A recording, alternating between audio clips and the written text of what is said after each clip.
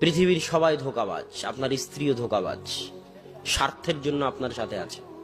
আপনার সন্তানও ধোঁকাবাজ, স্বার্থের জন্য আপনার সাথে আছে। স্বার্থহীন নিঃস্বার্থভাবে পৃথিবীতে যদি কেউ আপনাকে ভালোবেসে থাকে, সেটা কে? আপনার প্রতিপালক। দুনিয়াতে কেউ আপন হয় না।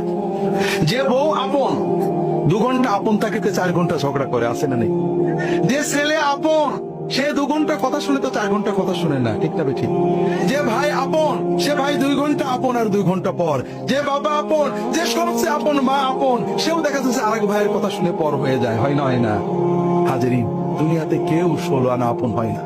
আমাদের এই জীবনটা পরকে আপন করার, মানুষকে খুশি করার জন্য একটা সংগ্রাম। আল্লাহ ছাড়া কেউ আপন না। আল্লাহ ছাড়া আপন কেউ না। আর আল্লাহ ছাড়া সত্যিকার অর্থে আপনাকে আমাকে ভালো কেউ বাসে না। শুধু আল্লাহ আপনাকে ভালোবাসে। এটা আপনারা হারে হারে উপলব্ধি করবেন যতদিন যাবে ইনশাআল্লাহ। আল্লাহর মতো আপন কেউ নাই, এখনো নাই, পিছনেও ছিল না, সামনেও থাকবে না। যিনি নিঃস্বার্থ আমার আপন, তিনি আমার আল্লাহ।